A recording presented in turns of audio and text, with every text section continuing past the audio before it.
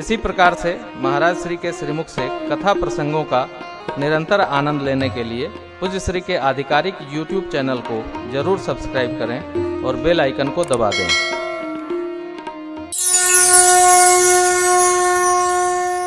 निषाद जी खड़े हैं, केवट ने चिंता किया नहीं। राजा जी खड़े हैं, तबाव अड़ा है हो। अरे सरकार की करुणा बरस गई, कृपा सिंधु बोले मुस्काई, कृपा सिंधु बोले मुस्काई, सोई करू जेहि भवना वन जाए, जैसे नाव रहे बचाओ देगी आनु जल पाय पखारो, देगी आनु जल पाय पखारो, होत विलंब उतारे पारो, होत विलंब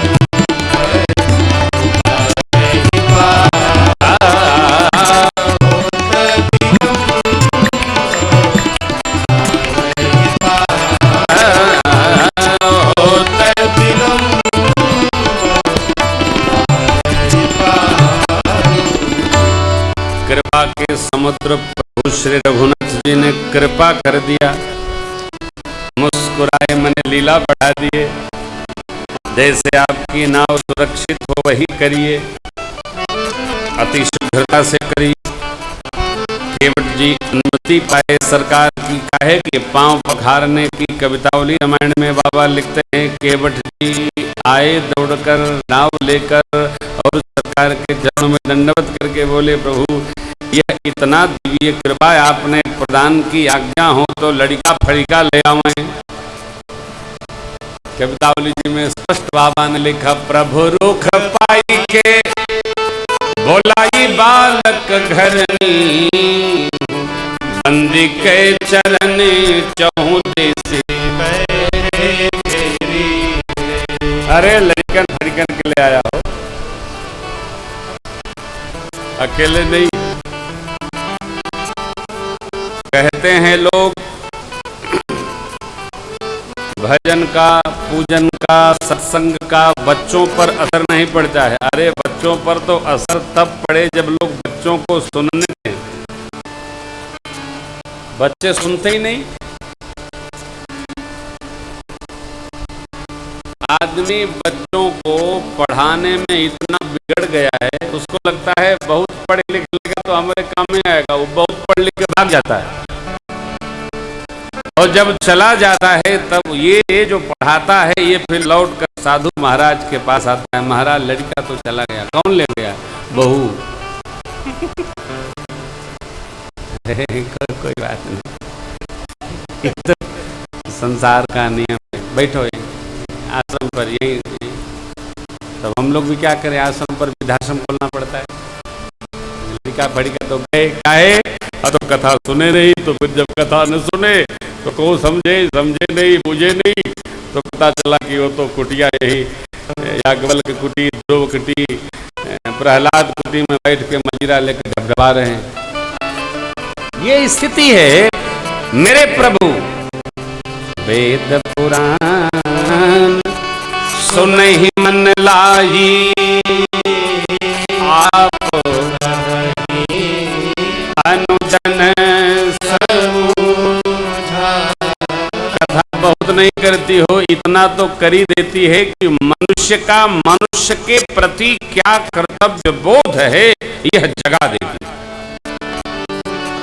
कर्तव्य क्या है हमारा, हाँ जगा देती है।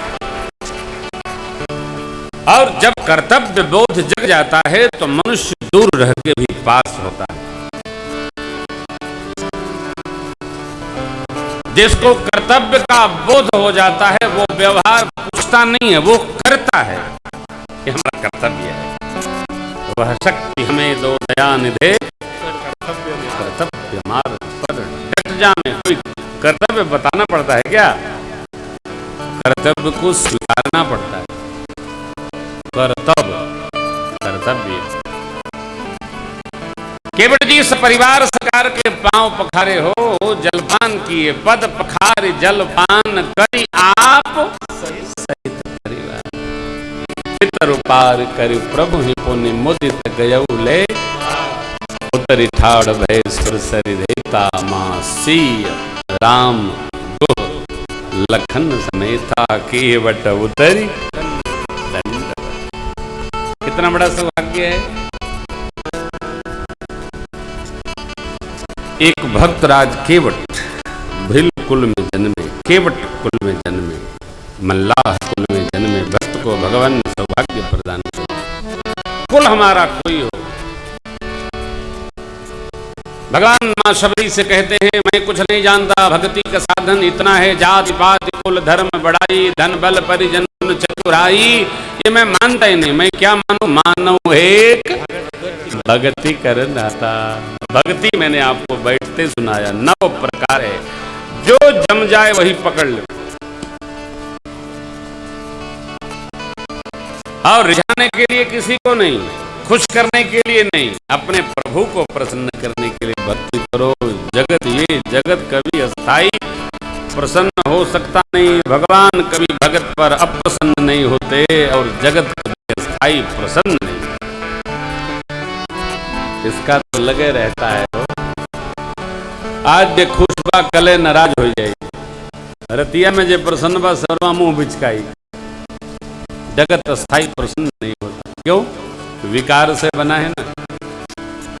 छिद चल पावक गगन समीरा, पंच रचित अति, तो पृथ्वी का, जल का, वायु का, अग्नि का, आकाश का गुण शरीर में भी है। वो गड़गड़ाता है आकाश, ये भी गड़गड़ाता है। आकाश का आकाशवाणी ये तो आती है ना बादलों के माध्यम से, उसमें चमक होती है तो इसमें भी होती है। वायु वहां भी है, वायु अंदर भी 64 प्रकार की वायु है। गंध वहां भी है, गंध यहां भी है। रस जल में है, रस इसमें भी है। तेज अग्नि में है तो तेज इसमें भी है। पंचरचित अति अधम शरीर। अगर वो विकार शून्य कैसे हो जाएगा? जो विकार से ही बना है वो विकार शून्य कैसे होगा? और सरकार सकल विकार रहित। भगवान स्थायी प्रसन्न रहते हैं। भगवान लोग भगवान नाराज होते हैं। भगवान क्यों नाराज होंगे?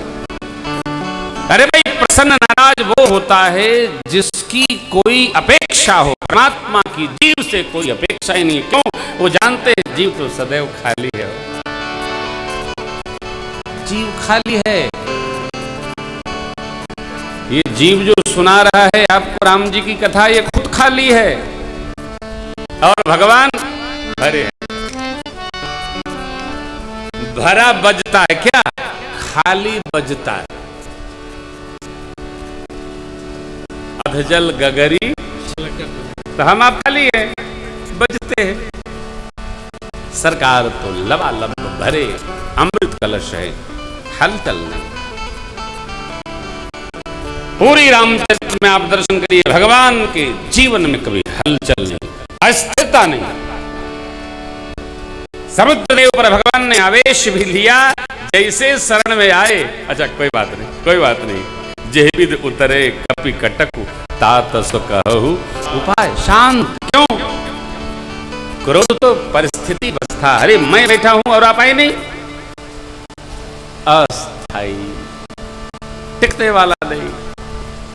सरकार आज जो बहुत प्रसन्न रहता है उसका क्रोध भी क्षणिक होता है, परिस्थिति जन्य होता है। आए आराम में उतरते ही दंडवत की मां को मैंने आपको निवेदन किया था। मां को समझ आ गई क्या कि प्रभु को दे नहीं पाने का संकोच हो रहा है। यही किसी जान है मन मुदरी मन मुदित।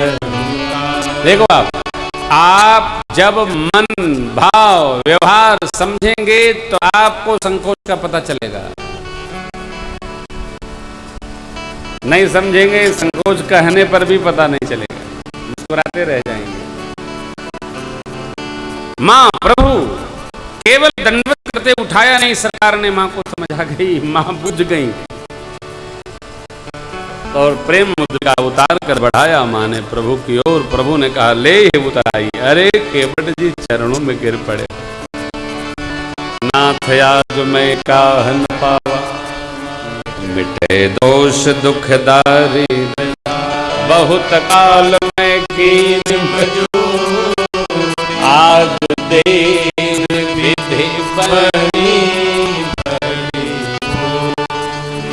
प्रभु अब मुझे कुछ नहीं चाहिए। क्यों?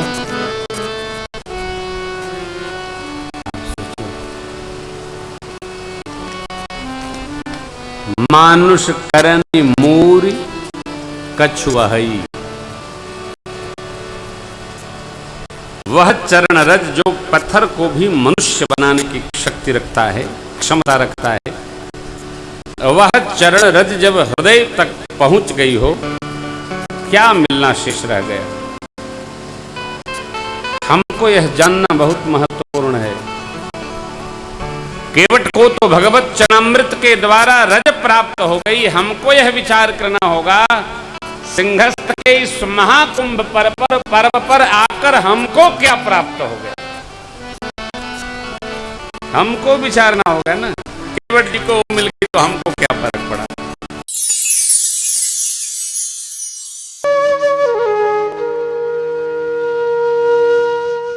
इसी तरह सुनते रहिए, चैनल को सब्सक्राइब करिए, बेल आइकन को दबा दीजिए और पुण्य अर्जन के लिए अपनों में शेयर करिए।